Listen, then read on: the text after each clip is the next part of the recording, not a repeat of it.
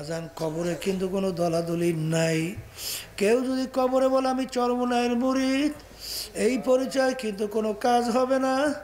আমি সারসিনার মুরিদ, আমি জৈনপুরের মুরিদ, আমি ফুরফুরা, আমি জামাতে ইসলামের লোক, আমি তাবলিগের লোক, আমি দেওয়ানবাগ রাজাবাগ, আমি আওয়ামী লীগের লোক, আমি বিএনপির লোক, আমি জাতীয় পার্টির লোক, এই পরিচয় কিন্তু কবরে কোনো কাজ হবে না। এ কবরের যাত্রীরা, পীরের জন্য কবরে প্রশ্ন তিনটা, মুরিদের জন্য কবরে প্রশ্ন তিনটা, নেতার জন্য কবরে প্রশ্ন তিনটা, আরে সাধারণ তাদের জন্য কবরে প্রশ্ন কিন্তু তিনটা। আরে প্রথম প্রশ্ন মান রব্বুকা ওমা দীনুকা ওমান নবিয়ুকা, তোমার রবকে, কোন ধর্মের নিয়ম অনুযায়ী চলছো। আর আল্লাহর হাবিবকে দেখাবেন মান হাজার রাজুল, বলো ব্যক্তিকে। এ কবরের যাত্রীরা, দুনিয়ায় থাকা অবস্থায় যদি প্রত্যেকটা ক্ষেত্রে আমার মালিককে রব মানতে পারো, যখন প্রশ্ন করবে সঙ্গে সঙ্গে উত্তর আসবে রব্বি আল্লাহ, আমার রব একমাত্র আমার আল্লাহ।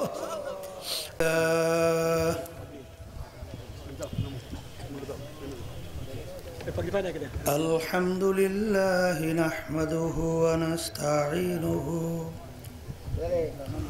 ওয়া নাস্তাগফিরুহু ওয়া নু'মিনু বিহি ওয়া নাতাওয়াক্কালু আলাইহি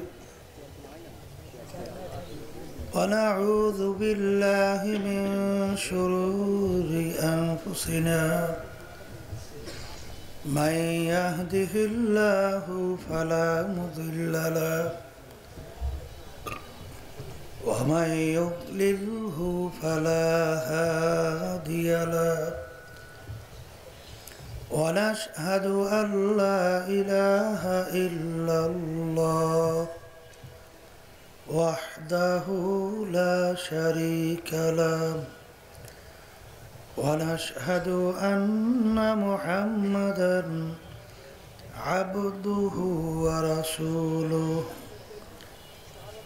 أما بعد فأعوذ بالله من الشيطان الرجيم بسم الله الرحمن الرحيم يا أيها الذين آمنوا صلوا عليه وسلموا تسليما اللهم صل على سيدنا ونبينا شفيعنا وحبيبنا ومولانا محمد صلى الله عليه وعلى آله وصحبه وبارك وسلم اللهم صل على سيدنا ونبينا شفيعنا وحبيبنا ومولانا محمد صلى الله عليه وعلى آله وصحبه وبارك وسلم اللهم صل على سيدنا ونبينا شفيعنا وحبيبنا ومولانا محمد صلى الله عليه وعلى آله وصحبه وبارك وسلم أعوذ بالله من الشيطان الرجيم بسم الله الرحمن الرحيم كتب عليكم الصيام كما كتب على الذين من قبلكم لعلكم تتقون صدق الله العلي العظيم শুকরিয়া আদায় করতেছি মহান রব্বুল আলামিনের দরবারে। রব্বুল আলামিন ফিতনা ফাসাদের যুগে দুনিয়ার সমস্ত কাজ থেকে বিরত রেখে উলামায়ে কেরামদের মজলিস, জাকিরিন, শাকিরিন, সাদিকিন, অনেক আল্লাহর খাস বান্দারা এই মজলিসের মধ্যে আছে। যাদের সঙ্গে সম্পর্ক রাখার জন্যে আল্লাহ রাব্বুল আলামিন আপনাকে আমাকে হুকুম করছেন, ওয়াকুনু মা'আস সাদিকিন, তোমরা সাদিকিন বান্দাদের সঙ্গী হয়ে যাও। সাদিকিন বান্দাদের সঙ্গী হলে কবি বলছেন, সোহবাতে সালেহ তোরা সালেহ কুনাদ, সোহবাতে তালেহ তোরা তালেহ কুনাদ। এক জামানা সোহবাতে বা আউলিয়া বেহতারা সাদ সালে তাআত বেরিয়া। সৎসঙ্গে স্বর্গবাস, অসৎ সঙ্গে সর্বনাশ। এই উত্তম মজলিসের ভিতর আপনাকে আমাকে আল্লাহ রাব্বুল আলামিন আসার বসার, দিনী আলোচনা করার, শোনার তৌফিক দান করছেন। শুকরিয়া তার সবাই বলি আলহামদুলিল্লাহ। কিয়ামতের ময়দানে আল্লাহ রাব্বুল আলামিন বান্দা বান্দিকে মাফ করার জন্য ওসিলা তালাশ করবে। যারা মাহফিলে আসছেন নিয়াত যাদের সহি, আল্লাহকে রাজুসের উদ্দেশ্যেই যারা আসছেন, আল্লাহ রাব্বুল আলামিন এ ওসিলায়ও মাফ করে জান্নাতের ঘোষণা দিতে পারে। আমার আব্বাজান দাদাজান চরমনের জমিনে ঘুমায় আছে। আমার আব্বাজান বলতেন, দিনী মাহফিলে প্রথম থেকে শেষ পর্যন্ত থাইকা বাড়ি বিদায় হয়ে চলে গেলে আমল নামার মধ্যে কম পক্ষে হলেও 50 লক্ষ নেকি এরকম জমা হতেই পারে না।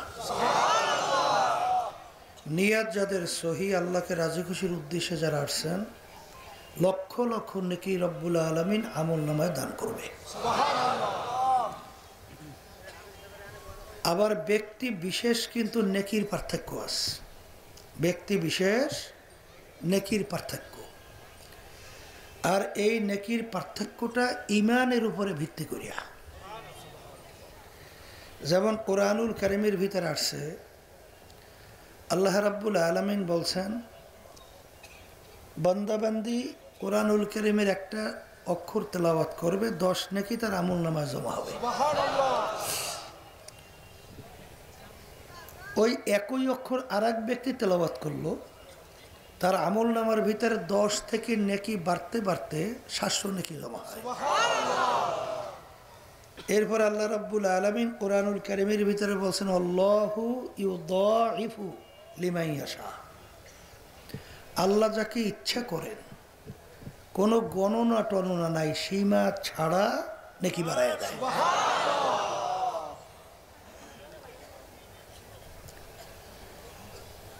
আয়াত নাজেল হলো যে আল্লাহ রাব্বুল আলামিনের কাছে বান্দাবান্দি যদি ইমান অবস্থায় খালেস তওবা করিয়া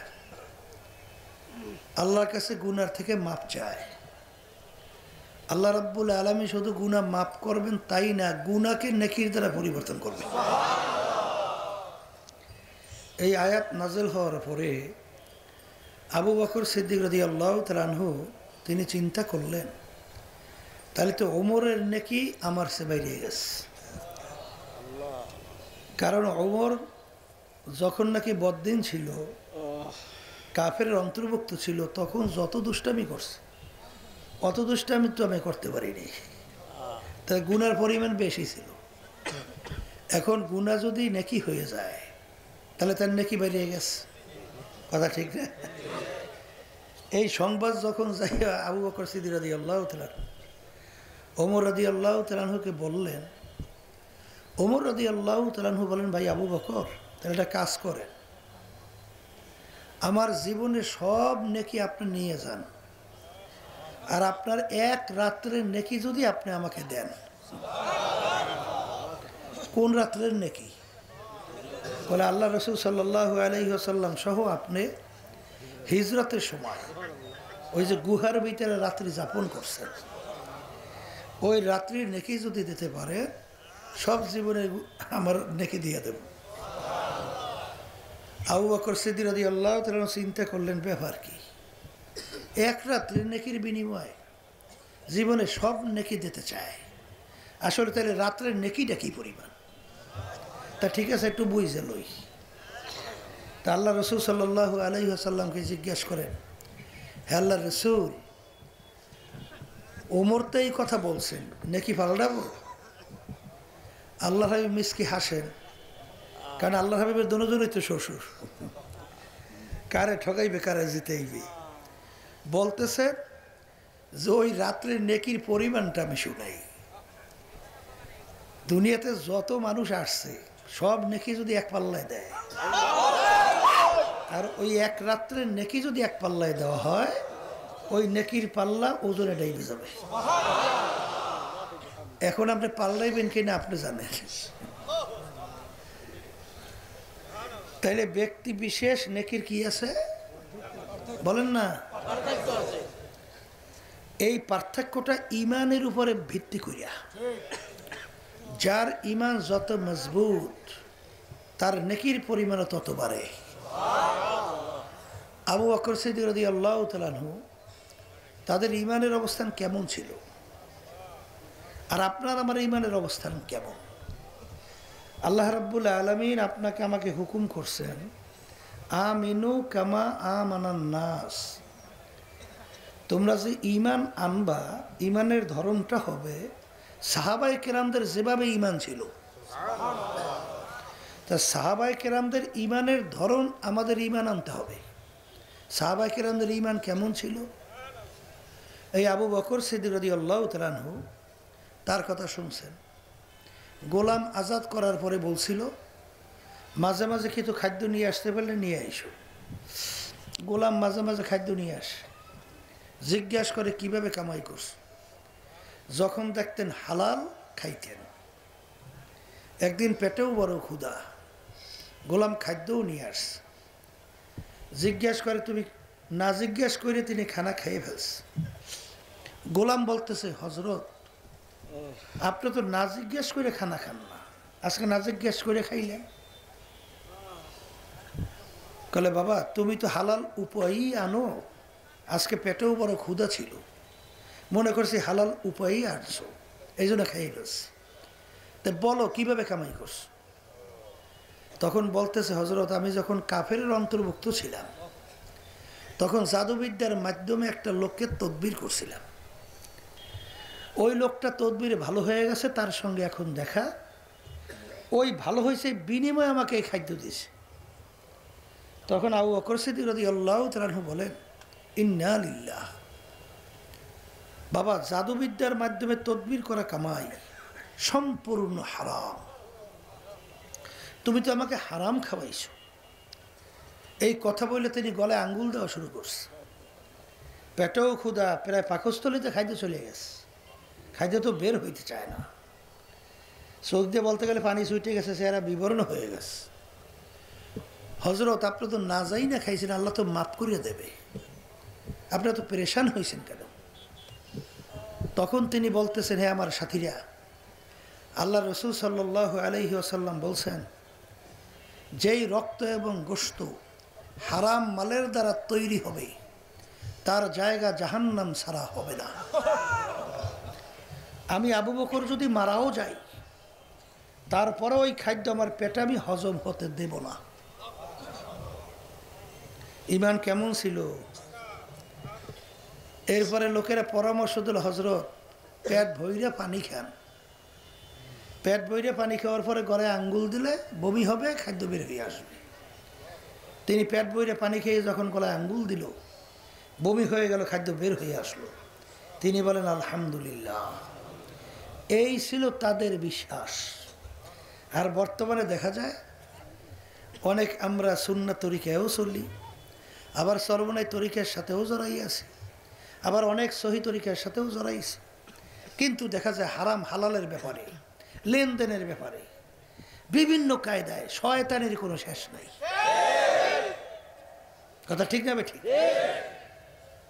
একজন আমাকে বলতেছে, হুজুর যে হুজুর বললেন না এখন মুজাহিদদের সাথে বা অমুকের সাথে লেনদেন হুজুর বাদ দিয়ে দিছে, কারণ হুজুর টাকা নেওয়ার পরে ওয়াদা করিয়া দেয়ই না। এ ঢাকা বসে আমাকে বলতেছে। তখন চিন্তা করতেছিলাম, আল্লাহ মাফ করেন আমাকে সহ সবাইকে, এদের ইমানের অবস্থান কি, কি অবস্থা?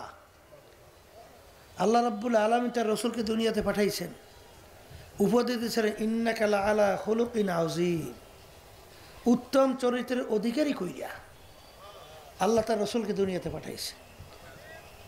আর উত্তম চরিত্রের সবচেয়ে বড় তার গুণ হলো লেনদেন সহ হারাম হালাল তমিজ। কথা ঠিক না বা ঠিক? কিন্তু ওদিকে দেখা যায় নামাজও পড়ে, আবার যখন বিভিন্ন কায়দায় টাকা পয়সা পায় বিভিন্ন কায়দায় মাইরেও দেয়, পকেটে ঢুকলে আর বের হইতে চায় না। এই হলো ইমানের অবস্থা। আল্লাহ আপনার আমাকে আমাদের সবাইকে মাফ করে দেন। তো ইমান আনতে হবে। তাদের বিশ্বাসটা কেমন ছিল? এদের তো আখিরাতের প্রতি আসলে বিশ্বাসই নেই। বিশ্বাস থাকলে এই ধরনের আচরণ করতে পারে? হ্যাঁ, এলো ধোকাবাজি।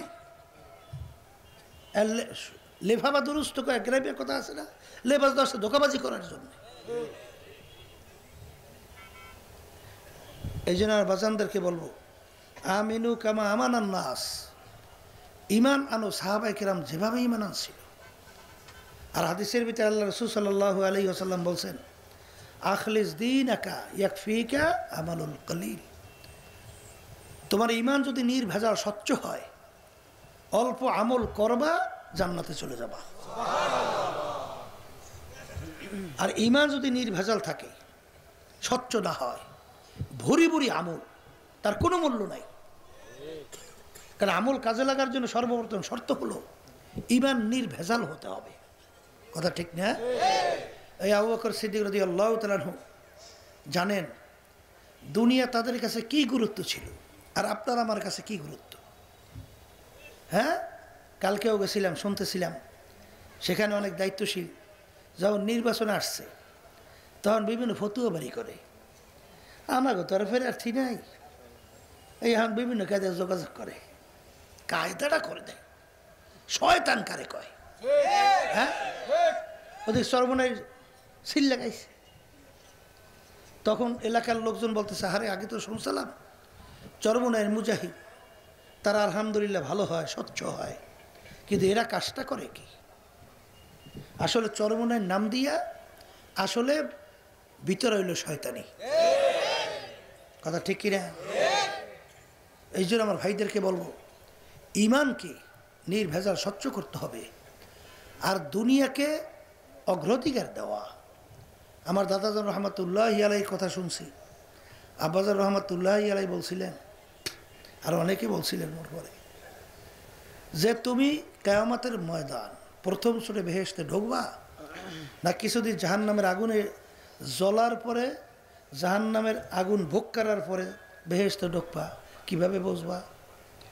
দুনিয়ার ভিতরে তোমার দুইটা কাজ তোমার সামনে আসছে, আখেরাতের কাজ, ওদিকে আবার দুনিয়ারও কাজ, দুটোটাই গুরুত্ব। এখন পরীক্ষা শুরু হয়ে গেছে, তুমি কোনটাকে অগ্রাধিকার দাও। যদি তুমি তখন আখেরাতকে অগ্রাধিকার দিতে পারো, তখন আল্লাহর ফজল ও করম আশা করা যায় তুমি প্রথম চোটে বেহেশতে ঢুকবা। আর ওই সময় যদি তুমি দুনিয়াকে অগ্রাধিকার দাও আর আখেরাতকে তুমি যদি পিছনে রাখো, তাইলে আল্লাহ মাফ করুক, কিছুদিন জাহান্নামের আগুনে ভুইগা তারপর বেহেশতে যাওয়া লাগে নাকি? দুনিয়া সম্পর্কে আল্লাহ রাসূল সাল্লাল্লাহু আলাইহি ওয়াসাল্লাম কি বলছেন? আর দুনিয়া জিফাতুন ওয়া তালিবুহা কিলাব। দুনিয়াটা হলো একটা মুর্দা, মরক। মরক মুর্দার কি দাম আছে? কোনো দাম আছে? কথা বলেন, আছে? পানির ভিতর থেকে মরক ভাইসে যায়, ওর পিছনে কোনো মানুষের দল দৌড়ায়? কুকুরের দল দৌড়ায়। কখন কিনারে আসবে, সিরে ফিরে খাবে।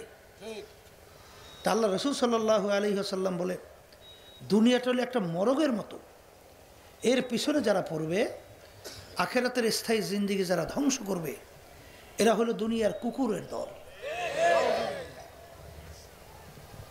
দুনিয়া এবং দুনিয়ার সম্পদের গুরুত্ব দেখেন সাহাবায়ে কেরামদের কি পরিমাণ ছিল, তাদের অবস্থান কেমন ছিল, আল্লাহ রাসূল সাল্লাল্লাহু আলাইহি ওয়াসাল্লামের অবস্থান কেমন ছিল। আল্লাহর হাবিব সাল্লাল্লাহু আলাইহি ওয়াসাল্লামের কাছে কাফেররা যখন প্রস্তাব নিয়ে গেল, তিনটা, কয়টা প্রস্তাব? এই আরবের রাজা বানাইয়ে দেবে, আরবের। আর বর্তমানে মেম্বার হওয়ার জন্য কয়বার ইমান বিক্রি করে তা তো শেষ নাই। কথা কন না কা? চেয়ারম্যান হলে তো আসি, এমপি হলে তো কথাই নেই। কি কথা ঠিক? কয়জন যে ঠিক থাকবে আল্লাহই ভালো জানে। কেন বাংলাদেশের ভিতরে মনে আছে না আইয়ুব খানের সময়, এই যখন নাকি শরিয়া বিরোধী একটা আইন বাস্তবায়নের জন্য চেষ্টা করছিল, তখন আইয়ুব খানের কাছে ওলামায়ে কেরাম বাধা দিয়েছে। তখন আইয়ুব খানের কাছে সংবাদ পৌঁছাইল, স্যার ওলামায়ে কেরাম তো বাধা দিয়েছে, বাস্তবায়ন করা যাবে না। বলে এত চিন্তা করো কা, এই কুকুর আসছে কিছু রুটি ভিক্ষে দাও। যখন ফেকা শুরু করছে আস্তের উপরে ডিভাইডেড, কথা ঠিক না বা ঠিক? এই বাংলাদেশের মধ্যে ঘটনা আছে না নাই? আল্লাহ আমাকে আমাদের সবাইকে মাফ করিয়ে দেন। এই জন্য হাদিসের মধ্যে আসছে শেষ জমানার মধ্যে ইমানদারদের ইমানের উপরে মজবুত থাকা এত কষ্ট হবে, জ্বলন্ত একটা আগুনের আংটা হাতের মুঠার ভিতরে রাখতে যত কষ্ট হয়, তার চেয়ে বেশি কষ্ট হবে ইমানদারদের ইমানের উপরে মজবুত থাকা। আল্লাহ রাসূল সাল্লাল্লাহু আলাইহি ওয়াসাল্লাম বলেন, একটা দল আমার উম্মতেরা থাকবে, যত ধরনের বিপদ মুসিবত আসুক না কেন তাদেরকে আল্লাহর ফজল করে ইমান থেকে টলাতে সরাতে পারবে না। কিন্তু সংখ্যাটা হয়ে যাইবে ছোট। সংখ্যাটা কি ছোট? তা আমি তো নিয়াত করছি, বাকি আল্লাহর ইচ্ছা, যত কষ্ট হোক ইমানে মজবুত থাকতে চাই। আপনাদের কি নিয়াত? কি সবাই থাকতে চান তো? আল্লাহর দাবি কে কে থাকছে আল্লাহ উপর হাত উঠান, আল্লাহ দেখুক। আলহামদুলিল্লাহ, হাত নামান। এখন নিয়ত তো করছেন, এই বাস্তবায়নের তৌফিক কি দেবে? আল্লাহ। এই জন্য আল্লাহর কাছে দোয়া করতে হবে। তাআত তৌফিক তাআত হামজাতু, তাআত তৌফিক তাআত হামজাতু, ইয়ামানাত ওয়া ইজাবাত হামজাতু। এ আল্লাহর বান্দারা, ছোট বাচ্চা মায়ের কোলের দুধ পান করে, এই বাচ্চাকে জোর করিয়া মাকে টাইনে দুধ খাওয়ার শক্তি বাচ্চার আছে? হ্যাঁ, কিন্তু বাচ্চার তো একটা অস্ত্র আছে, এই মা ফালাইয়া যখন নাকি কাজ করে বাচ্চাকে সই রেখে গেছে। এই বাচ্চা যখন নাকি দুধের দরকার হয়, মারে কাছে দরকার হয়, ওয়া ওয়া করে কান্না শুরু করে, তখন মায়ের কাজ হাতের থেকে পড়িয়ে যায়, দৌড়ে যেয়ে বাচ্চাকে ধরে। পায়খানা প্রস্রাবে গায়ে ভরা থাকে না অনেক সময়, কি মা রাগ করিয়া বাচ্চাকে আগুনে ফেলায়, পানিতে ধোয়াইয়া পোষাইয়া কোলে নেয়, আদর করে চুমা দেয়। তা মা সন্তানকে যত মায়া করে তাতে শত হাজার গুণ বেশি মায়া করে আল্লাহ রাব্বুল আলামিন বান্দাবান্দিকে। তাই বান্দাবান্দি তো নিয়ত তো করছি, এখন আল্লাহ যদি তৌফিক না দেয় কোনো দিন আমরা লক্ষ্যে পৌঁছা সম্ভব? হ্যাঁ, এই জন্য আল্লাহকে সবসময় দোয়া করতে হবে, রব্বুল আলামিন আপনি আমাদেরকে তৌফিক দান করেন।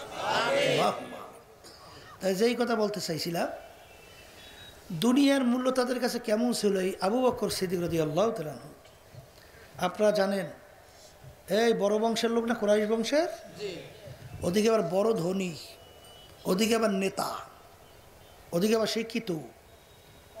কিন্তু একদিন আল্লাহর হাবিব সাল্লাল্লাহু আলাইহি ওয়াসাল্লামের দরবারে সালার শট পইরা সালার শট গায়ে দিয়ে বসা,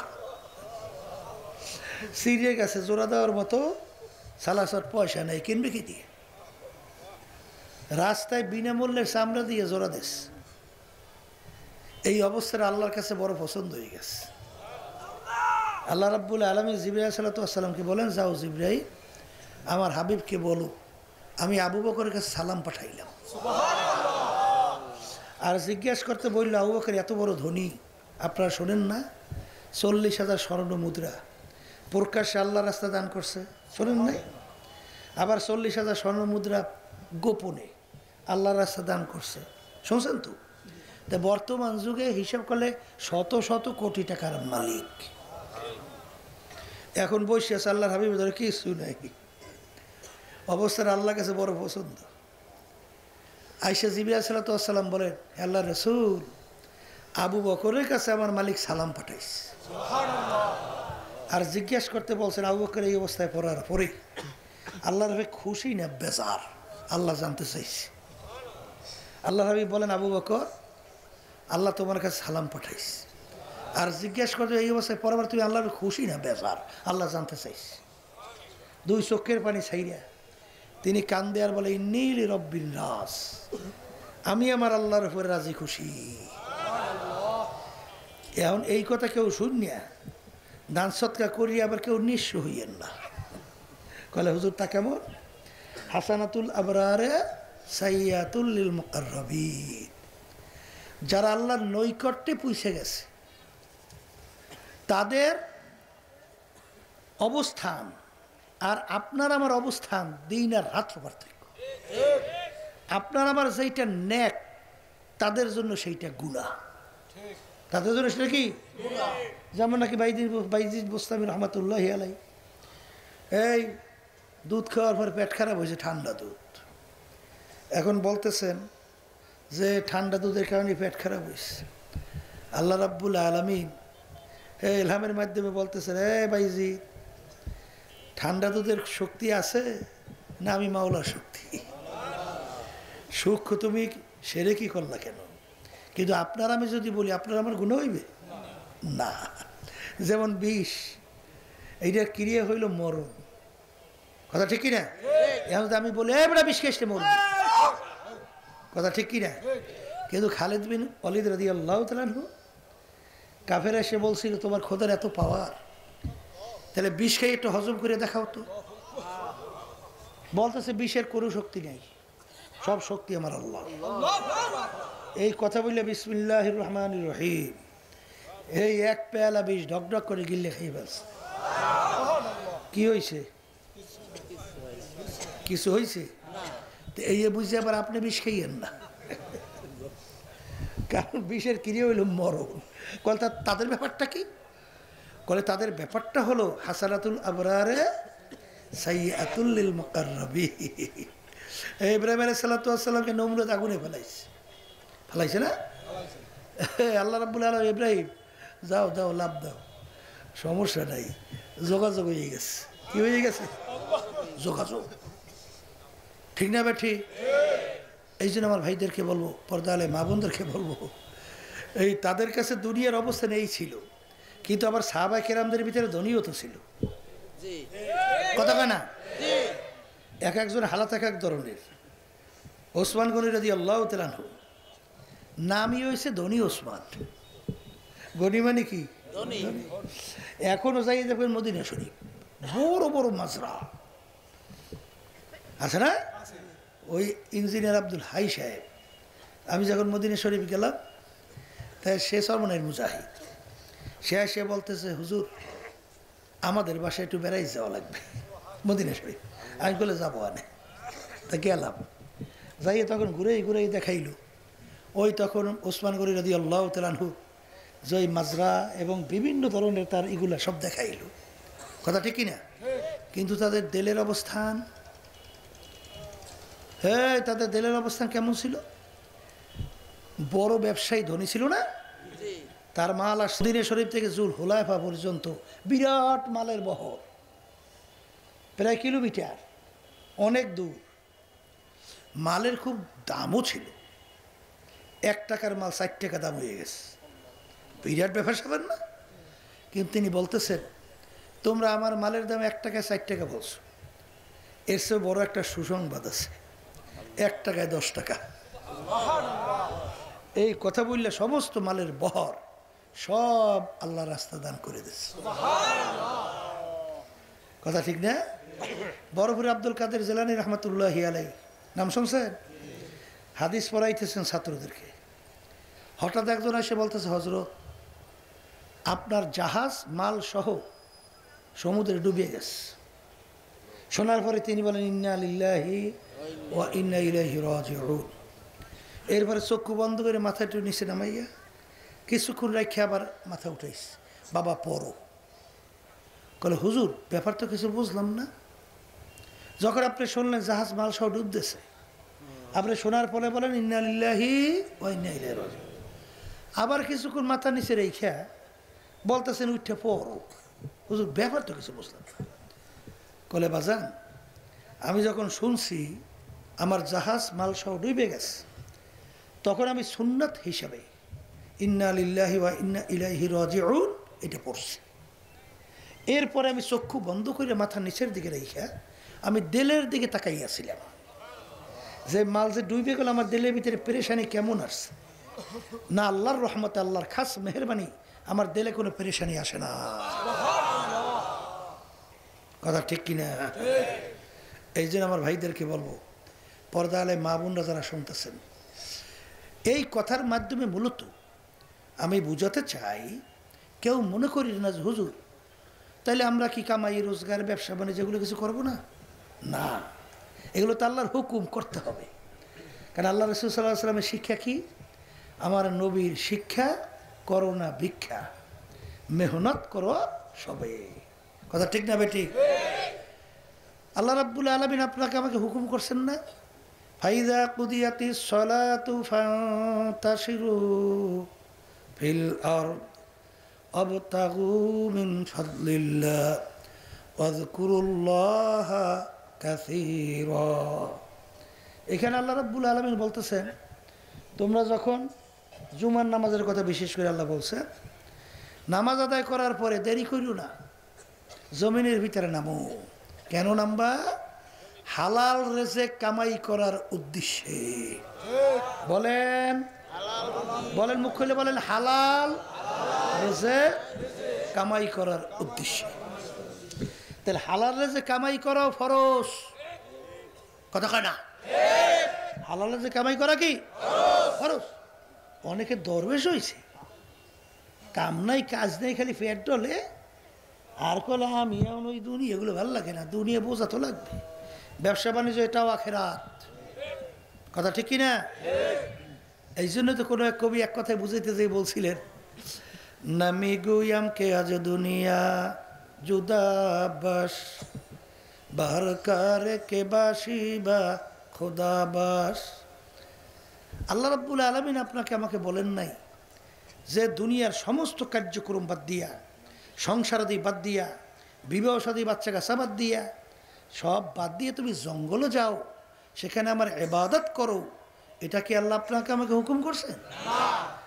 এই দুনিয়াদারিও ঠিক রাখা লাগবে, বাচ্চা কাচ্চাও ঠিক রাখা লাগবে, ব্যবসা বাণিজ্যও ঠিক রাখা লাগবে, কিন্তু ওই কামাইয়ের ভিতরে খেয়াল রাখা লাগবে কোন কামাইতে আমার মালিক খুশি আর কোন কামাইতে আমার মালিক বেজার। যেই কামাইতে আমার মালিক বেজার, হুশ থাকতে জীবন থাকতে সেই হারামের কাছেও যাওয়া যাবে না। কথা ঠিক কিনা? এই জন্য আমার বাজানদেরকে বলবো, পর্দা আলে মা বোনরা যারা শুনতেছেন, আসলে অনেকে তো আমরা দুনিয়ার এমন গুরুত্ব ভিতরে আমাদের ভিতরে ঠকছে, খাইতে লইতে উঠতে বসতে 24 ঘন্টা খালি দুনিয়া দুনিয়া দুনিয়া দুনিয়া দুনিয়া। কি কথা কর না কা? হ্যাঁ, কিন্তু যেই দুনিয়া দুনিয়া করেন, এই দুনিয়া কি থাকতে পারবে?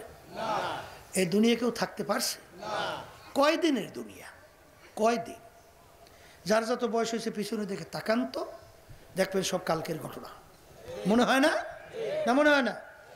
ওদিকে আয়নার সামনে চেহারায় যখন তাকান, কাঁচাদারিগুলো পাইকে গেছে, দাঁত পরিয়ে গেছে, এখন আর শক্তি নাই, লাঠি নিয়ে ঠক্কর ঠক্কর হাঁটে। কোথায় গেল দিন, কোথায় গেল রাত্র, কোথায় সপ্তাহ, কোথায় মাস, কোথায় গেল তোমার যুগ? ওদিকে হিসেব নিকেশ তালাশ করিয়ে দেখি বয়স হয়ে গেছে অনেক। এই কথা ঠিক না বেঠি? তা যাই হোক, এই জন্য আমার ভাইদেরকে বলবো, পর্দা আলে মা বোনরা যারা শুনতেছেন, এই কথাগুলো গুরুত্ব আসবে কাদের? বলেন যারা ইমানদার।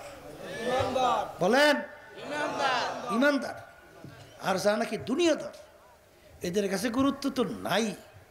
তাই মোমেনদেরকে, ইমানদারদেরকে আল্লাহ রাব্বুল আলামিন সান্ত্বনা দেওয়ার জন্য আল্লাহ রাব্বুল আলামিন কোরআনুল কারীমের ভিতরে বলছেন, লা ইয়াগুররান্নাকা তাকাল্লুবুল্লাযীনা কাফারু ফিল বিলাদ মাতাউন কালিলুন সুম্মা মাওয়াহুম জাহান্নামু ওয়া বিসাল মিহাদ।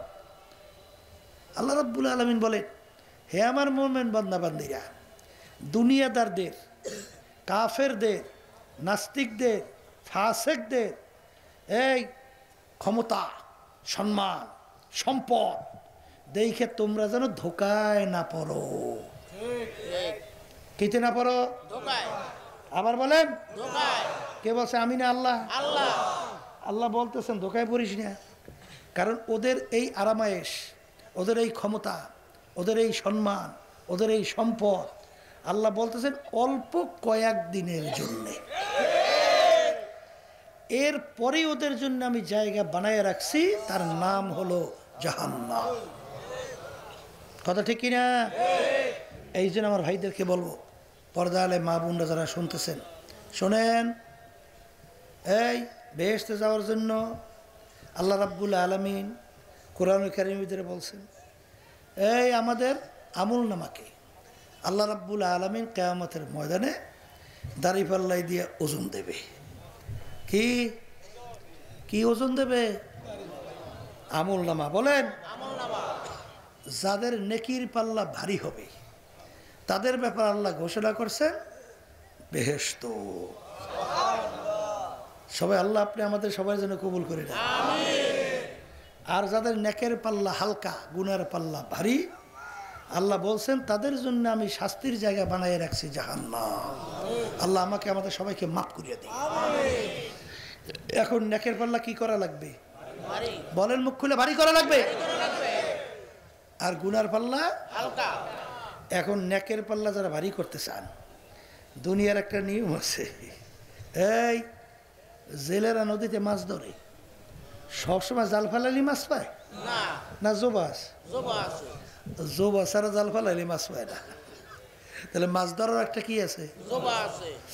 ক্ষেত খামারিতে সারা বছর ফসল লাগাইলেই হয় না, একটা সময় আছে, তাও একটা জোবা।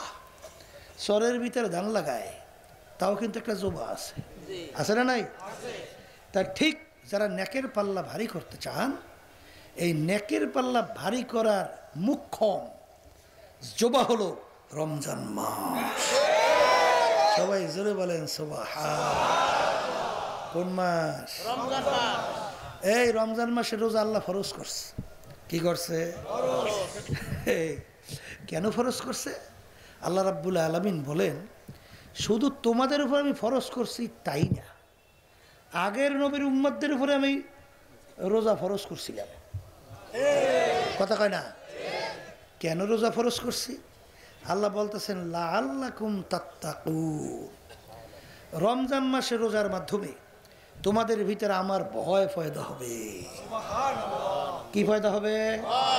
কার ভয়? বলেন, আল্লাহর ভয়। রমজান মাসে রোজার মাধ্যমে আল্লাহর ভয় ভিতরে পয়দা হবে। কথা ঠিক কিনা? এখন আল্লাহর ভয় পয়দা হবে, এত কষ্ট আল্লাহ আমাদেরকে দিলেন, সারাদিন না খাওয়াইয়া, পানি না খাওয়াইয়া, খানা দেইখাও খাইতে পারি না, পানি দেইখাও খাইতে পারি না।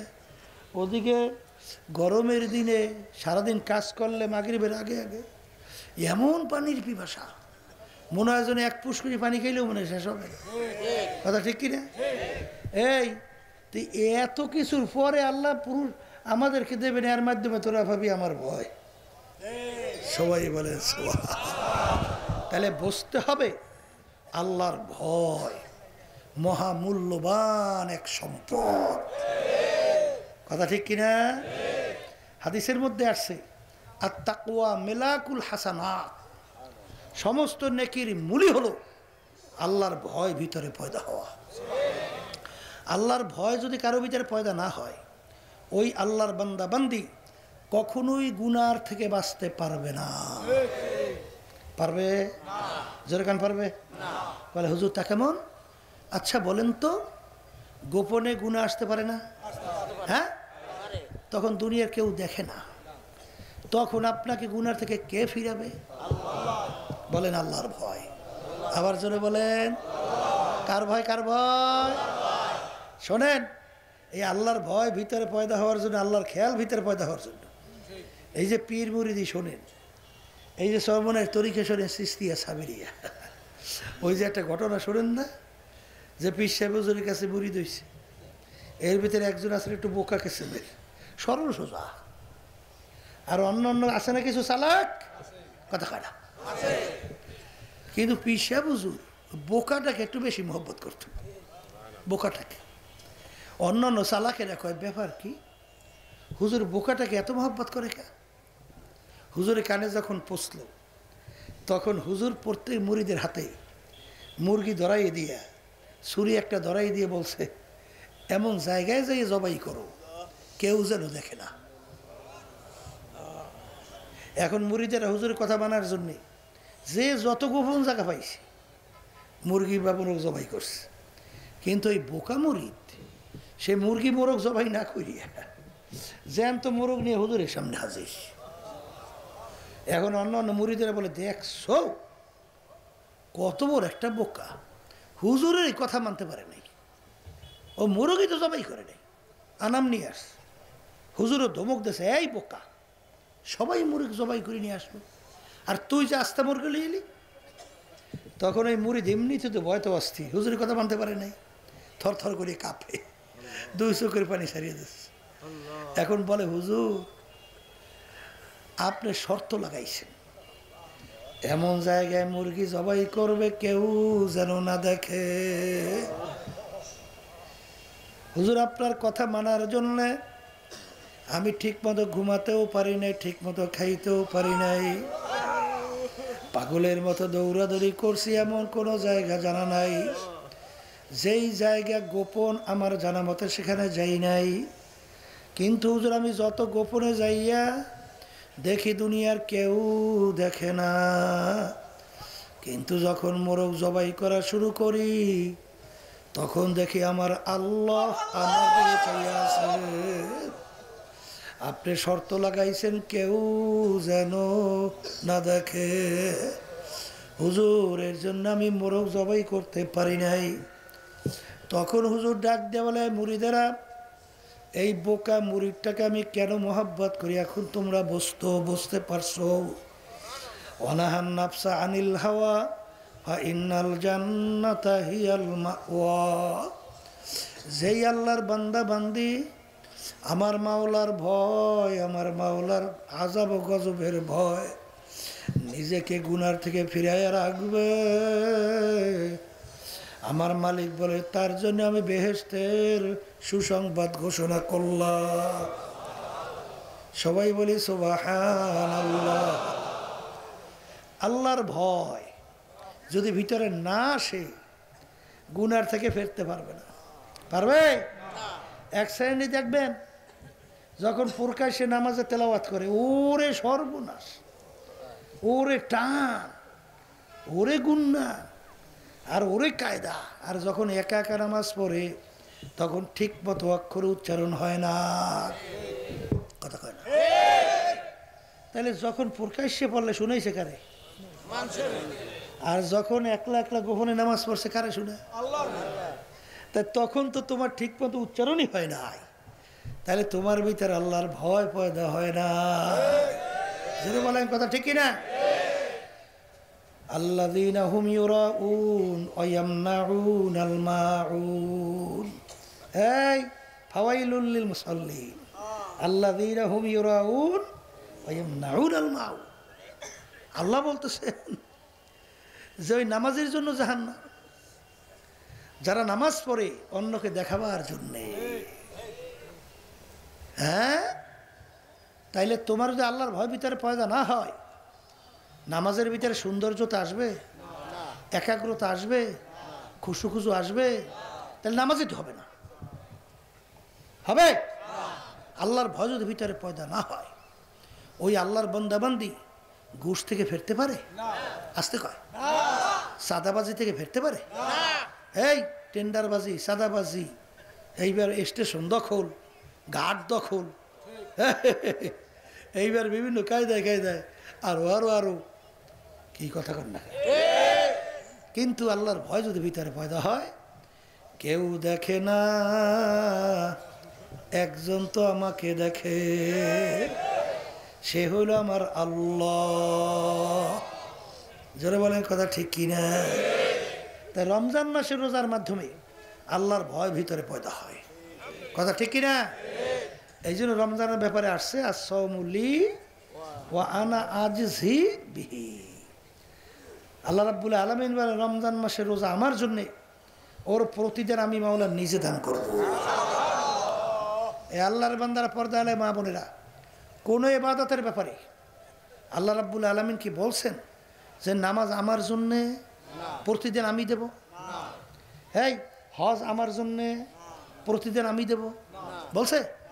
যাকাত আমার জন্যে প্রতিদিন আমি নিজে দেব বলছে? কিন্তু রমজানের রোজার ব্যাপারে আল্লাহ রাব্বুল আলামিন কি বলছে? রোজা আমার জন্যে প্রতিদিন আমি মাওলা নিজে দান করব। সুবহানাল্লাহ।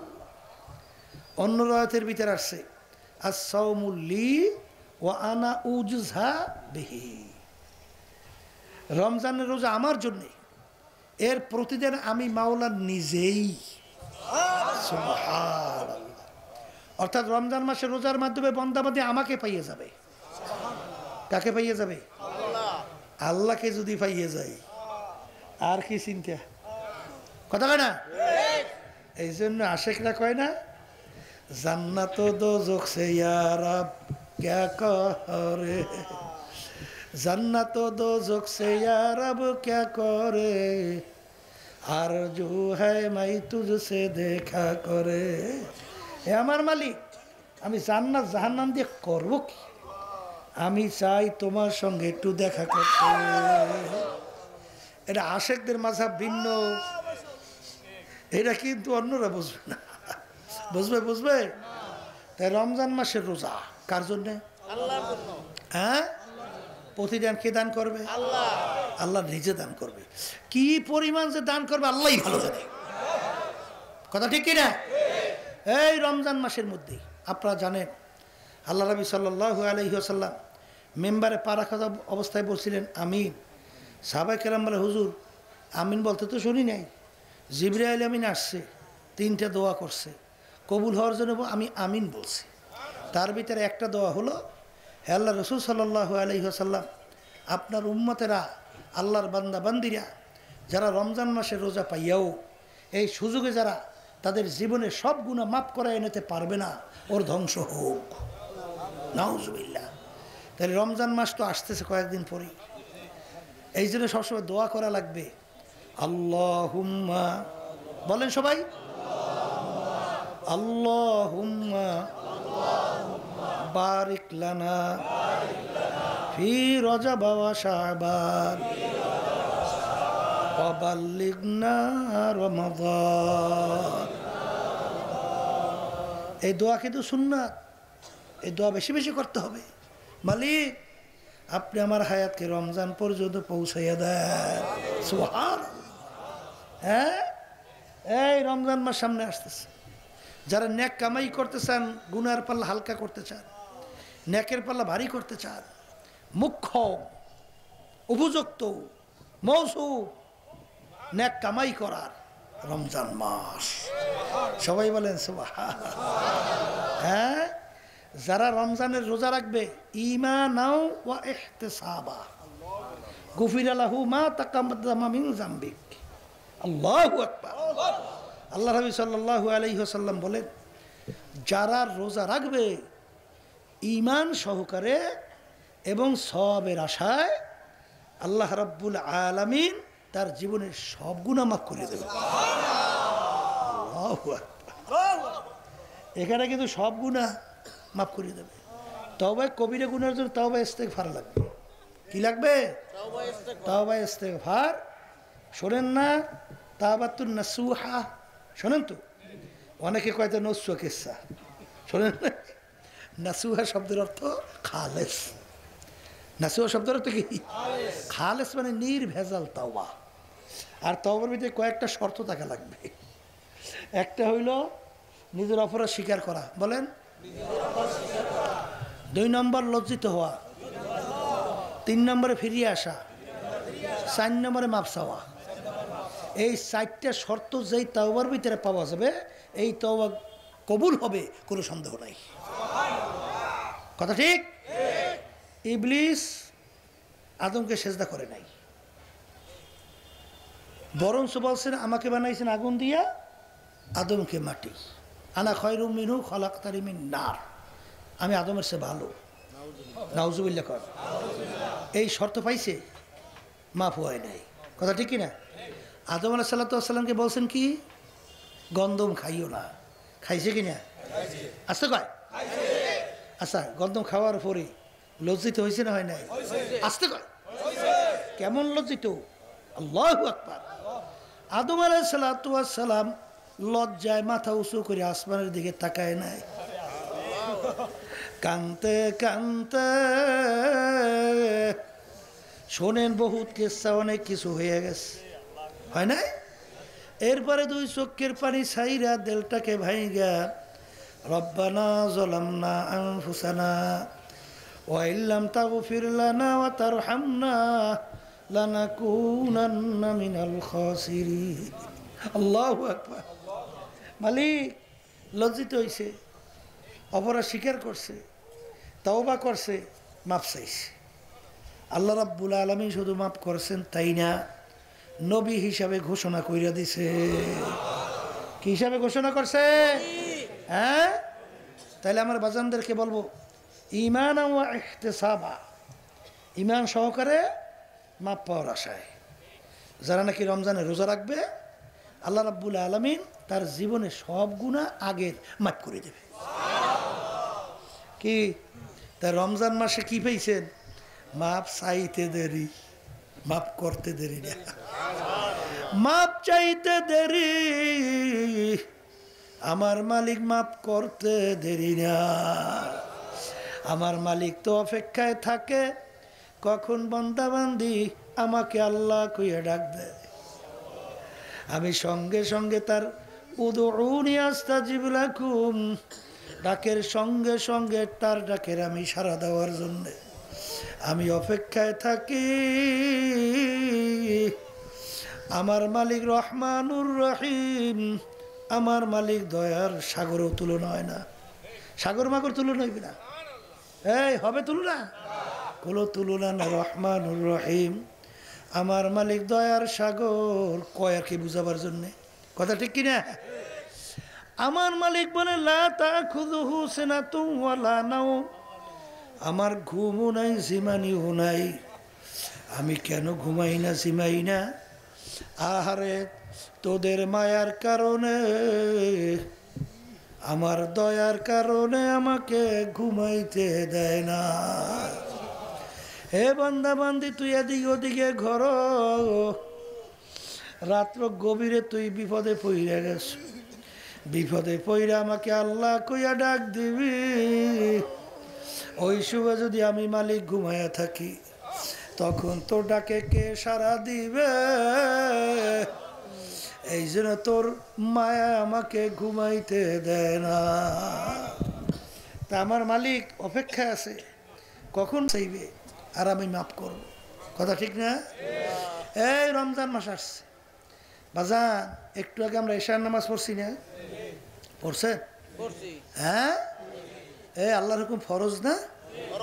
এরকম 70 বার এশার নামাজ পড়ার পরে যেই পরিমাণ সওয়াব হবে, রমজান মাসে একবার যদি এশার নামাজ ফরজ আদায় করে 70 এশার ফরজের সমান সওয়াব আল্লাহ আমলনামায় দান করবে। সুবহানাল্লাহ, 170। হ্যাঁ, রমজান মাসে বেঁধে এমন একটা রাত্রি আছে, যেই রাত্রি সম্পর্কে আল্লাহ রাব্বুল আলামিন বলছেন খয়রুম মিন আলফি শাহরিন, 1000 মাসের চেয়ে উত্তম। 83 বছর 4 মাস, তার চেয়ে উত্তম। বয়স কয়দিন পান? 83 বছর 4 মাস পাইনে বয়সের সংখ্যা লোক কম না? হ্যাঁ, রমজানে ওই একটা রাত্রি যদি আপনি ইবাদত করেন, 83 বছর 4 মাস ইবাদত করলে যেই সওয়াব পাবেন, এক রাত্রিতে তার চেয়ে বেশি পাইবেন। এই রাত্রিটা কোন মাসে? হ্যাঁ, রমজান মাসেই আছে। কোন মাসে? যেটাকে লাইলাতুল কদর বলা হয়। লাইলাতুল কদর কয় না? সবে কদর কয় না? কয় না? কয় না? এই আল্লাহ বলছেন ইন্না আনজালনাহু ফি লাইলাতিল কদর ওমা আদরাকা মা লাইলাতুল কদর। লাইলাতুল কদরি খায়রুম মিন আলফি শাহরিন, 1000 মাসের চেয়ে উত্তম। আমি বলছি না আল্লাহ বলছে? হ্যাঁ, তাহলে ওই রাত্রিটার গুরুত্ব দেওয়া লাগবে না? আর এই রাত্রিটা তালাশ করে ইমানের একটা অংশ। অনেকে কিন্তু আলসেমি করে রাতের দিন তো যাই, কিন্তু তালাশ নাই। রমজান শুরু হওয়ার সঙ্গে সঙ্গে তালাশ শুরু করবেন। কি সহজ বুদ্ধিও তো আছে। আমরা তারাই পড়তে যাই না, একটু 10-15 মিনিট আগে যাইয়া একটু সুন্নাত নামাজ বেশি বললেন, একটু কোরআন কারীম তেলাওয়াত করলেন, একটু আল্লাহর জিকির করলেন, আর মনে মনে বলতেছেন, মালিক আপনি আমাকে সবে কদর দান করেন। এই তাহাজ্জুদের সময় উঠি না, মানে সাহারি খাইতে উঠি না, একটু আগে উঠিয়া অজু টজু করিয়া তারপর একটু তাহাজ্জুদের নামাজ পড়লেন, কোরআন কারীম তেলাওয়াত করলেন, একটু আল্লাহর জিকির করলেন, আর মনে মনে তালাশ করতে রইলেন, আল্লাহ আপনি আমাকে সবে কদর দান করেন। আল্লাহ আমি সবে কদর পাইতাম, আল্লাহ আপনি আমাকে সবে কদর নসিব করেন। এরকম যদি প্রত্যেক দিন নিয়েতে কিছু করে কিছু করতে থাকে, সবে কদর পাবিনি। আসতে কয় এরপর দুর্বল যারা আছে না, দুর্বল পারে না, কিন্তু বাজান হাদিসের মধ্যে আসছে এশার নামাজ জামাত সহকারে আদায় করলে অর্ধরাত্র নফল ইবাদতের সওয়াব আল্লাহ আমল নামে দান করে। আবার ফজরের নামাজ যদি জামাত সহকারে পড়ে তাহলে অর্ধরাত্র নফল ইবাদতের সওয়াব আল্লাহ আমল নামে দান করে। তাহলে এশার নামাজ ফজরের নামাজ যদি জামাত সহকারে আদায় করতে পারে, সারা রাত্র ইবাদতের ভিতরে থাকলে যেই পরিমাণ সওয়াব হবে, আল্লাহর ফজল করবে, আপনার আমল নামে সেই সওয়াব হইবে। কি কথা ঠিক কিনা? এই জন্য আমার ভাইদেরকে বলো, পর্দা আলে মা বোনদেরকে বলবো, এই রমজান মাস আসতেছে, কি মনে করছেন রোজা টোজা রাখবে? আসতে কয় দেখি না, আল্লাহর লাগে চ্যালেঞ্জ দেবে যে মালিক তুই রোজা ফরজ করছো, দেখ তোমারে দেখাই দেই খাই। এক শ্রেণী বর্তমানে কপাল পোড়া শয়তান প্রকাশ্যে দিবালোকে মানুষের সামনে খাওয়া দাওয়া করে, ও আল্লাহর সঙ্গে চ্যালেঞ্জ দিচ্ছে না? হ্যাঁ, এই রমজান মাসে রোজা ফরজ আমি করছি না, কোনো পীর করছে, আল্লাহ ঘোষণা করছে। তাই তুই মুসলমান, তুই যদি আল্লাহর হুকুমের গুরুত্ব এর ইজ্জত তুমি যদি না দাও, এইটা দেবে বিজাতিরা। হ্যাঁ, কপাল পোড়া। আল্লাহ আমাকে সবাইকে মাফ করুক। তাহলে রমজান মাসে রোজা হুঁশ থাকতে ছাড়বেন না, এরকম নিয়ে কে কে হাতে সবাই উঠাইছে না? 2 জন বাদ আছে? আলহামদুলিল্লাহ, হাত নামান। আল্লাহ আপনাকে কবুল করে না। শোনেন, কিতাবের ভিতরে আসছে, ইচ্ছা করে যে রমজানে একটা রোজা কেউ ছাড়িয়ে দেয়, যতদিন বাইসে থাকবে ততদিন যদি রোজা রাখে, রমজানের একটা রোজার সমান ফজিলত পাবে না। এই জন্য আবার আল্লাহ যদি কবুল করে রমজান যদি পাইয়েই যায়, তাইলে সদ্ব্যবহার করা লাগবে। এইবার আবার 1 বছর পর আবার ঘুরিয়ে রোজা, বহুদূরের কথা। কথা কয় না? কথা ঠিক না? ঠিক। এই জন্য আমার বাজানদেরকে বলবো, পর্দা আলে মা বোনরা যারা শুনতেছেন, রমজান মাসের রোজা আসতেছে, আমরা সবসময় দোয়া করব আল্লাহ যেন রমজান মাসের রোজা আল্লাহ আমাদেরকে যেন দান করে। আর রমজানের সুন্নাত ফরজের সমান সওয়াব। সুবহানাল্লাহ কন্যা। রমজান মাসের ভিতরে মাপ চাইতে দেরি, মাপ করতে আল্লাহ দেরি। 4টি আমল বেশি বেশি রমজানে করা লাগে, আল্লাহর হাবিব সাল্লাল্লাহু আলাইহি ওয়াসাল্লাম বলছেন। এর ভিতরে একটা হলো কালিমার জিকির বেশি করা লাগবে। কি জিকির? এই কালিমার জিকির বেশি করা লাগবে। কথা ঠিক কি না? এই ইব্রাহিম আলাইহিস সালাতু ওয়াসালাম বলতেছেন, মুসা আলাইহিস সালাতু ওয়াসালাম বলতেছেন, মালিক আপনি আমাকে এমন একটা আমল দেন যেটা আপনার ভিতরে আমার ভিতরে সীমাবদ্ধ, মানে স্পেশাল স্পেশাল স্পেশাল, আরও কারোর জন্য না। আল্লাহ রাব্বুল আলামিন বলে, হে জামানার নবী মুসা, বেশি বেশি বলো লা ইলাহা ইল্লাল্লাহ, লা ইলাহা ইল্লাল্লাহ, লা ইলাহা ইল্লাল্লাহু মুহাম্মাদুর রাসূলুল্লাহ সাল্লাল্লাহু আলাইহি ওয়াসাল্লাম। মুসা আলাইহিস সালাম বলে, মালিক এইটা স্পেশাল কিভাবে হইল? এটা তো সবাই পড়ে। আল্লাহ রাব্বুল আলামিন বলে, হে জামানা নবী মুসা, এই কালিমার কত ওজন তুমি যদি জানতা সমস্ত দুনিয়া যত সম্পদ একটা পাল্লায় যদি রাখো, আর শুধু কালিমাকে যদি আর একটা পাল্লায় রাখো, ওই কালিমার ওজনে ওই পাল্লা ডাইবা যাবে। মান ক্বালা লা ইলাহা ইল্লাল্লাহ ফাদাখালাল জান্নাহ। অন্য হাদিসের ভিতরে আছে হাক্কান, যে কালিমার হক আদায় কইরা পড়তে পারবে সে বেহেশতের ভিতরে ঢুইকা যাবে। এই জন্য আমার বাজানদেরকে বলবো, পর্দা আলে মা বোনদেরকে বলবো, বাজান দুনিয়া কিন্তু ক্ষণস্থায়ী, আখেরাত হলো স্থায়ী। দুনিয়ার কোনো মূল্যই নাই। বাজান ইতিহাস পড়লে দেখবা যত বড় মেয়া দুনিয়ার থেকে গেল, কোনো সম্পদ নিয়ে কিন্তু কেউ কবরে যাইতে পারে নাই। যেরকম পারছে, ওই গজল শোনেন নাই, এত টাকা রাখবা কোথায়, কাপনে যে পকেট না। হে দুনিয়াদার পাগল আমার বাবারা, হে ধনী আমার বাবারা, হে ক্ষমতা সম্পন্ন আমার বাবারা, যারা আখিরাতকে ভুলছে, আল্লাহ এবং আল্লাহর রাসূলের হুকুম ছাড়ছেন, যারা দুনিয়ার পিছনে পড়ছেন, আমি সেই বাজানদেরকে বলবো, বাজান ইতিহাস পড়লে দেখবা তামাম দুনিয়ার বড় বড় ধনী তারাও কিন্তু আজকে দুনিয়াতে নাই। সারা দুনিয়ার বাদশাহী করলো বাদশাহ সেকান্দার, তিনিও তো ঘুমাইয়া রইল কবর মাজার। এ বড় লোক আমার বাবারা, পর্দা আলে মা বোনেরা, একটু মনকে বুঝো, তারপর কবরে রওনা করো। যেই সম্পদের জন্য, যেই টাকার জন্য, যেই ক্ষমতার জন্য, যেই সম্মানের জন্য অনেকে হারামকে হারাম মনে করো না, ঘুষকে ঘুষ মনে করো না, সুদকে সুদ মনে করো না, আখিরাতকে বলছ। আমি সেই বাজানদেরকে বলবো, পর্দা আলে মা বোনদেরকে বলবো, মাঝে মাঝে একটু চিন্তা করো, তারপর কবরে রওনা করো। কারণ বাজান রে, তিনটা কাপড় দিয়া তোমাকে প্যাঁচ দিয়া তোমাকে কিন্তু মাটির গর্ভে রাখবে, তোমার সম্পদ তোমার জায়গায় পড়িয়া থাকবে। ওই সম্পদ নিয়ে তুমি কিন্তু আর কবরে যাইতে পারবা না। একটু দুনিয়ার ইতিহাস পড়লে দেখবা, আমি ফরিদপুর গেছিলাম, একজন আমাকে বলে, হুজুর এলাকার ভিতরে বড় একজন ধনী মানুষ, হুজুর মারা যাওয়ার পরে যত অন্ধকার হয়ে আসতেছে, ঘরের ভিতর থেকে ডাক দিয়া বলে তাকে রাত্রে ঘরে রাখা যাবে না, ছোট ছোট বাচ্চারা মরার লাশ দেখলে ভয় পাইবে। মসজিদের ভিতর থেকে খাট বের কইরা মসজিদের মধ্যে খাটের ভিতরে উঠাইয়া সারা রাত্র মসজিদের বারান্দায় নিয়ে ফালাইয়া রাখছে।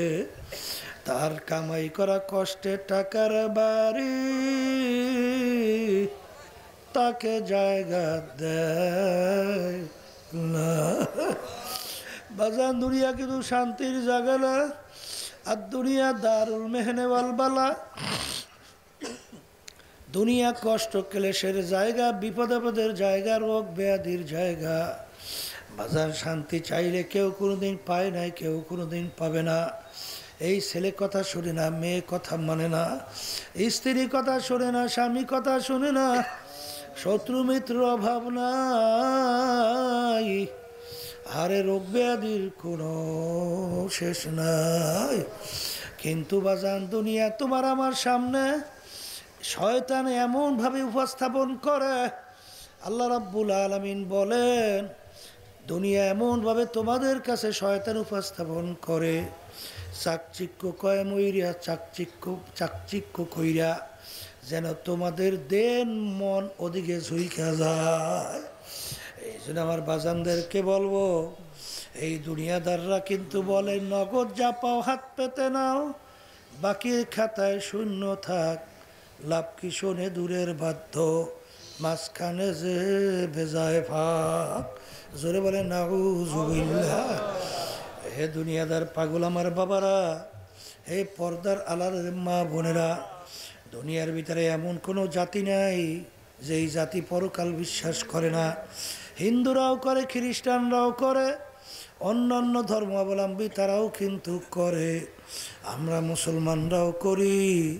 কিন্তু আজ পর্যন্ত মুসলমান জাতি ছাড়া অন্য কোনো জাতি দুনিয়ার ভিতরে চ্যালেঞ্জের মাধ্যমে কেউ কিন্তু বুক ফুলাইয়া গলা টান করিয়া কেউ টিকতে পারে নাই। একমাত্র মুসলমান জাতি চ্যালেঞ্জের মাধ্যমে দুনিয়ার মধ্যে বুক ফুলাইয়া গলা টান করিয়া দুনিয়ার ভিতরে বাইচে আছে। অন্য কোনো জাতি কিন্তু দুনিয়ায় চ্যালেঞ্জে টিকতে পারে নাই। আমি আমার ভাইদেরকে বলবো, পর্দা আলে মা বোনদেরকে বলবো, বাজান কোরআনুল কারীম এখনো আমাদের মাঝে আছে না নাই? কোরআনুল কারীমের ভিতরে এখনো চ্যালেঞ্জের আয়াত আছে না নাই? এখনো কি বোঝো না? দুনিয়ার ভিতরে দ্বিতীয় একটা বই, একটা কিতাব বের করতে পারবা না যেই কিতাব বা যেই বই শুরুতে কেউ চ্যালেঞ্জ করে বলতে পারছে আমার কিতাবে বইতে কোনো ভুল নাই। যত লেখক লেখে বলে আমার কিতাবে ভুল পাইলে দয়া করে জানাবেন, পরবর্তী সংস্করণে আমি সংশোধন করব। কিন্তু দুনিয়ার ভিতরে একটাই কিতাব, যেই কিতাবের শুরুতে লেখা আছে যালিকাল কিতাব লা রাইবা ফি, এই কিতাবে ভুল সন্দেহ বলতে কিছু নাই। যত বৈজ্ঞানিক দার্শনিক কোরআনুল কারীম নিয়ে রিসার্চ করে, তারা রিসার্চ করার পরে দেখে কোরআনুল কারীম যা যা বলছে হুবাহু তাই সব মিলে যায়। বাজান কিছুদিন আগে আমেরিকা এক মহিলা পণ্ডিত সূরা নামল নিয়ে যখন নাকি রিসার্চ করলো, রিসার্চ করে দেখে কোরআনুল কারীম এর ভিতরে মৌমাছি সম্পর্কে যা বলছেন 100 ভাগ হুবাহু সব মিলে গেছে। এরপরে তিনি নিজে কালিমা পড়ে মুসলমান হয়ে গেল। হে কবরের যাত্রীরা, হে পর্দার আড়ালের মা বোনেরা, মুসলমান বলতে কিন্তু মন চায় গুনার থেকে ফিরবে, নেকের কাজ করবে, নেকের পাল্লা ভারী করবে, গুনার পাল্লা হালকা করবে।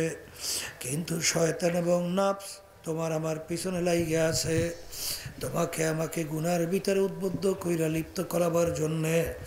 এই শয়তান এবং নফসের ধোঁকার থেকে বাঁচার জন্য আমার মালিক তোমাকে আমাকে হুকুম করছেন ওয়াকুনু মা'আস সাদিকিন, তোমরা সাদিকিন বান্দাদের সঙ্গী হইয়া যাও। কারণ বাজার সাদিকিন বান্দাদের সঙ্গী না হওয়া পর্যন্ত আজ পর্যন্ত ইতিহাস নাই, কোনোদিন সম্ভব না যে সে গুনার থেকে ফিরতে পারবে, নেকের কাজ ধরতে পারবে। কারণ বাজার আল্লামা রুমি রহমাতুল্লাহ আলাইহি বলছিলেন, খোদ বা খোদ মাওলানা রুমি না শোধ তা গোলামে শামসুত তিবরিজি না শোধ। আমি রুমি ততক্ষণ পর্যন্ত রুমি হতে পারি নাই যতক্ষণ পর্যন্ত শামসুত তিবরিজির সাগরেদ হইতে পারি নাই। বাজার একটু পরীক্ষা কইরা দেখেন, যারা হক্কানি আলেমদের সঙ্গে, হক্কানি পীর বুজুর্গদের সঙ্গে যারা সম্পর্ক রাইখা চলে, তাদের আমলের দিকে তাকাইয়া দেখো। আর যারা হক্কানি আলেমদের সঙ্গে সম্পর্ক রাখে না, তাদের আমলের দিকে তাকাইয়া দেখো, দিন আর রাত্র পার্থক্য। বাজান দলাদলি বুঝি না, বাজান কবরে কিন্তু কোনো দলাদলি নাই। কেউ যদি কবরে বলে আমি চরমোনাইয়ের মুরিদ, এই পরিচয় কিন্তু কোনো কাজ হবে না। আমি সারসিনার মুরিদ, আমি জৈনপুরের মুরিদ, আমি ফুরফুরা, আমি জামাতে ইসলামের লোক, আমি তাবলিগের লোক, আমি দেওয়ানবাগ রাজাবাগ, আমি আওয়ামী লীগের লোক, আমি বিএনপির লোক, আমি জাতীয় পার্টির লোক। এই পরিচয় কিন্তু কবরে কোনো কাজ হবে না। এ কবরের যাত্রীরা, পীরের জন্য কবরে প্রশ্ন 3টা, মুরিদের জন্য কবরে প্রশ্ন 3টা, নেতার জন্য কবরে প্রশ্ন 3টা, আরে সাধারণ তাদের জন্য কবরে প্রশ্ন কিন্তু 3টা। আরে প্রথম প্রশ্ন মান রব্বুকা ওমা দীনুকা ওমান নবিয়ুকা, তোমার রবকে, কোন ধর্মের নিয়ম অনুযায়ী চলছো। আর আল্লাহর হাবিবকে দেখাবেন মান হাজার রাজুল, বলো ব্যক্তিকে। এ কবরের যাত্রীরা, দুনিয়ায় থাকা অবস্থায় যদি প্রত্যেকটা ক্ষেত্রে আমার মালিককে রব মানতে পারো, দেব যখন প্রশ্ন করবে সঙ্গে সঙ্গে উত্তর আসবে রব্বি আল্লাহ, আমার রব একমাত্র আমার আল্লাহ। আল্লাহ যখন আমার দিনুকা জিজ্ঞাসা করবে, বলবে আমার মালিক, ও ফেরেশতারা, দিন ইসলাম ছাড়া কিছু বুঝি নাই, হাঁটতে চলতে 3.5 হাত বডির মধ্যে আমার সাধ্য অনুযায়ী চেষ্টা করছি ইসলামের নীতি আদর্শ অনুযায়ী চলতে, তুমি কি প্রশ্ন করো? আমার দিন ইসলাম। 3 নম্বর প্রশ্ন আল্লাহর হাবিবকে দেখাবেন মান হাজার রাজুল, বলো ব্যক্তিকে যারা দুনিয়ায় থাকা অবস্থায় আল্লাহর হাবিবকে নেতা মানতে পারবে, দেখার সঙ্গে সঙ্গে বলবে এই তো আমার সেই নবী, যার মোহাব্বতের জন্য, যাকে পাওয়ার জন্য পাগলের মতো মদিনা শরীফ ঘুরছি, বৈশা বৈশা দরুদ শরীফ তেলাওয়াত করছি, এই তো আমার সেই প্রিয় নেতা মুহাম্মদুর রাসূলুল্লাহ সাল্লাল্লাহু আলাইহি ওয়াসাল্লাম। আরে উত্তর শোনার পরে আমার মালিক বলবেন, ও ফেরেশতারা, আমার বান্দা বান্দি ঠিকঠাক উত্তর দিছে, আরে ওর কবর এই কবর থাকবে না, আরে কবরকে বেহেশতের বাগান বানাইয়া দাও, আরে বেহেশতের পোশাক পরাইয়া দাও। আল্লাহ আপনি আমার জন্য, আমাদের সবার জন্য কবুল করে নেন। এরপরে যখন জিজ্ঞাসা করবে, দুনিয়ায় যারা আল্লাহকে সর্বক্ষেত্রে রব মানতে পারো নাই, এক শ্রেণী আমার বাজানরা, পর্দার আড়ালের মা বোনেরা, বাজান রাজনীতি করে মানব রচিত কুফুরি তন্ত্র মন্ত্র, আরে বর্তমানে বাজান প্রচলিত গণতন্ত্র, বাজান তার থিওরি হলো government of the people, by the people, for the people. এক কথায় বোঝাতে চায় সমস্ত ক্ষমতার মালিক জনগণ। সবাই বলে নাউজুবিল্লাহ। তারা তো ক্ষমতার মালিক আল্লাহকে রব হিসাবে মানে না। তারা তো যখন প্রশ্ন আসবে, হা হালা আদরি, আমি তো জানি না আমার রব কে ছিল, প্রথম নম্বর প্রশ্নে ফেল করবে। দ্বিতীয় নম্বর যখন জিজ্ঞাসা করবো আমার দিন ওকা, আরে এক শ্রেণী আমার বাজানরা ইসলামের নিয়ম আদর্শ তার কাছে ভালো লাগে নাই, তার কাছে ভালো লাগছে বিদেশিদের কালচার, বিদেশিদের লেবাস পোশাক, তাদের সংস্কৃতি, সে তো আর ইসলাম বলতে পারবে না, আমার দিন ইসলাম। 3 নম্বর আল্লাহর হাবিবকে যখন দেখাবে, তারা তো দুনিয়ায় থাকা অবস্থা আল্লাহর হাবিবকে নেতা মানতে পারে নাই, আল্লাহর হাবিবকে দেখা চিনবে না, বলবে হালাদ্রি, আমি তো ব্যক্তিকে চিনি না। আল্লাহ রাব্বুল আলামিন ফেরেশতারা ঠিক মতো নাফরমান উত্তর দিতে পারে নাই, ওর কবর এই কবর থাকবে না। আরে জাহান্নামের সঙ্গে কবরকে একটা সূরা কইরা দাও, আল্লাহ আপনি আমাদের সবাইকে মাফ কইরা দিয়ার। আরে কবরের ভিতরে জাহান্নামের আগুন এসে হইয়া যাবে। আরে আল্লাহর হাবিব বলে, নাফরমানের কবরে বিষাক্ত 99 সাপ জমা হয়ে যাবে, ওই সাপ এমন বিষদার হবে, দুনিয়ার দিকে মুখ কইরা ফুক দিলে কোনো গাছপালা মাথা জাগাতে পারতো না। কিয়ামত পর্যন্ত নাফরমানকে পেঁচাইয়া পেঁচাইয়া ঠুকরাইবে। আল্লাহ আল্লাহ আপনি আমাকে আমাদের সবাইকে মাফ কইরা দেন। আল্লাহু আল্লাহ, আল্লাহ আপনি আমাদের সবাইকে মাফ কইরা দিয়ে। আরে 2 জন ফেরেশতা আন্দা বয়রা কিয়ামত পর্যন্ত গুরজু দিয়া পিটাইবে। বাজার আমি বলি না, আল্লাহ রসুল শোনাইছেন, আমি আপনাদের কাছে শোনাই। আরে আহারে নাফরমান কিয়ামতের ময়দানে উঠবে, কিয়ামতের ময়দানে ঘর নাই, বাড়ি নাই, পানি নাই, গাছ নাই, জমিনটা হবে তামার জমিন। এই সূর্য আমার মালিক 1 হাত বা 100 হাত মাথার উপরে উব্বুর করে ছাইরা দেবে, সাইরে দিয়ে আমার মালিক বলবে, সূর্য তোর ভিতরে যত তাপ আছে সার, নাফরমান বুঝুক আমি মাওলা কেমন। সূর্যের তাপে কিয়ামতের ময়দানটা পুইরা লাল চামড়ার মতো লাল হইয়া যাবে, বাগুনাও কোনো জায়গা নাই, মরণ তালাশ করে আর কোনো দিন পাবে না।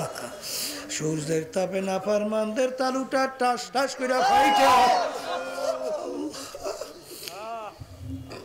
আমাকে আমাদের সবাইকে মাফ করে দিয়ে মগজগুলা ভাতের মতো উতলাইয়া বাইয়া বাইয়া পড়তে থাকবে। লা ইয়ামুতু ফিহা ওয়ালা ইয়াহইয়া। আরে এত কষ্ট, মরবেও না বাঁচবেও না। আল্লাহ, ওদিকে জাহান্নাম কিয়ামতের ময়দানের দিকে লাফায়া লাফাইয়া আসা শুরু করবে, ঘুরিম ঘুরিম করে ডাক দেয়। কিয়ামতের ময়দান থর থর কইরা কাঁপে। আল্লাহর হাবিব সেজদায় পড়িয়া কাঁদে আর বলে, মালিক, আমার উম্মাহ যদি জাহান্নামে খাইয়া ফেলে, আমি রাসূল তোমার বেহেশতে যাব না। আল্লাহ রাব্বুল আলামিন হাবিব গো, মাথা উঠান, আপনার কান্না আমি সহ্য করতে পারি না। এই পানি না নিয়ে জাহান্নামের দিকে ছিটানি মারেন। যখন জাহান্নামের দিকে ছিটানি মারবে, জাহান্নাম কেত কেত করে পিছনে দৌড় মারবে, বলবে, মালিক, এত ফেরেশতা জাহান্নামকে ধইরা রাখতে পারে না, এ কোন কুদরতি পানি। যেই পানি দেওয়ার সঙ্গে সঙ্গে জাহান্নাম পিছনে দৌড় মারল। আল্লাহ রাব্বুল আলামিন বলে, হাবিব গো, এখনো কুদরতি পানি না। আমার বান্দা বান্দি আপনার উম্মতেরা দুনিয়ায় থাকা অবস্থায় যারা গুনার কথা মনে করে জাহান্নামের ভয় চোখের থেকে পানি ছাইরা কাটছে, সেই চোখের পানি হইল এই পানি। এই কবরের যাত্রীরা, আল্লাহর বান্দারা, পর্দার মা বোনেরা, চোখের পানি ছাড়া কিন্তু জাহান্নামের আগুন ঠান্ডা হবে না। এই জন্য আল্লাহর রাসূল বলেন, মান বাকা বিল খশিয়াতিল্লাহ হারামাল্লাহু তিলকাল আইনা আলান নার। যেই চক্ষু আমার মাওলার ভয় কাঁদবে, ওই চক্ষুর জন্য জাহান্নামের আগুন হারাম হইয়া যাবে। আল্লাহ রাসূল বলেন, ও আমার উম্মতেরা, লা ইয়ালিজুন নার মান বাকা মিন খশিয়াতিল্লাহ হাত্তা ইয়াউদাল লাবানু ফিদ দরে। যেই চক্ষু আমার মাওলার ভয় কাঁদবে, ওই চক্ষু জাহান্নামে দেওয়ার খুব অসম্ভব হইয়া যাবে। যেরকম গাভীর বান্ধার থেকে দুধ দোহাইয়া ওই ভান্ডের ভিতরে ঢুকানো যেরকম নাকি অসম্ভব, এরকমই আল্লাহর বান্দা বান্দি কিরকম জাহান্নামে দেওয়া এরকম অসম্ভব হইয়া যাবে। এ কবরের যাত্রীরা, আল্লাহ নবী সাল্লাল্লাহু আলাইহি ওয়াসাল্লামের ইতিহাস পড়ে দেখো। আল্লাহ নবী সাল্লাল্লাহু আলাইহি ওয়াসাল্লাম অনেক সময় এমন ভাবে কাঁদতেন, হাদিসের ভিতরে আসছে, কান্নাহু তল্লুন, মনে হয় যেন হালকা বৃষ্টি পড়তেছে, গুনার পর গুনাহ কইরা যাইতেছে, কই তোমার চোখেও পানি নেই, দেলটা একটু নরম নাই, যেই মামলার তদবির নাই, ওই মামলারও কিন্তু খালাস নাই।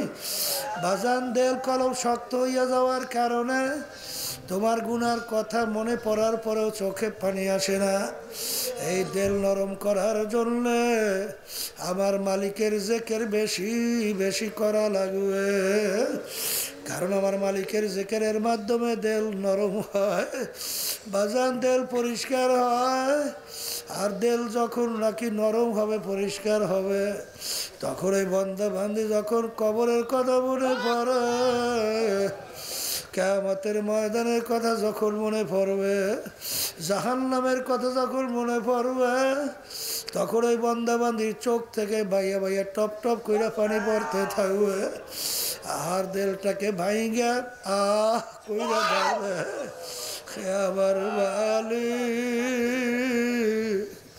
তুমি যদি আমাকে মাপ নাই করো, ওই এক সেকেন্ড আযাব সহ্য করার শক্তি কোন মানুষের নাই। আল্লাহুম্মা আমিন। ঘরের মেয়ে লোকেরা হাত উঠাও, গুনার কথা মনে করো, দুই চোখের পানি ফেলাও, মালিকের দরবারে কান্দো আর মাপ চাও। যদি কান্না না আসে মনকে জোরে মন, একদিনে ঘরের দরজা দিয়ে নতুন বউ হয়ে উঠছিল রে মন।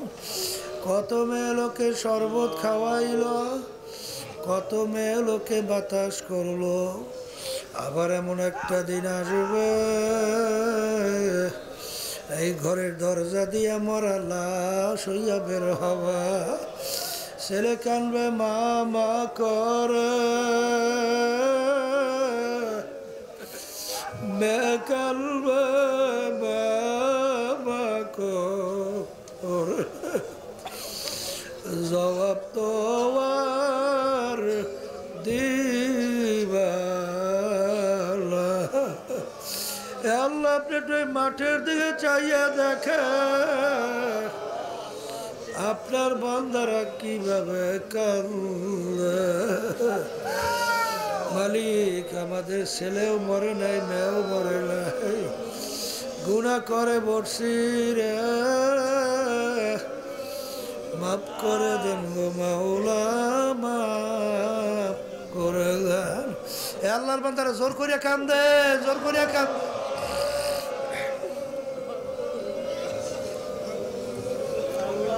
সন্তান মারা গেলে চোখে পানি আসে, সম্পদ নষ্ট হয়ে গেলে চোখের ভিতরে পানি আসে।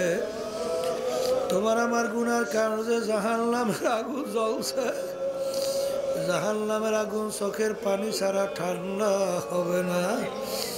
আল্লাহ যাদের ছেলে মাহফিল হইল, চেষ্টা কাটনি সাহায্য করলো, আমরা যারা মাহফিলে উপস্থিত হয়ে গেলাম, আমাদের সবার উপরে খাস মেহেরবানি নাযিল করেন আল্লাহ।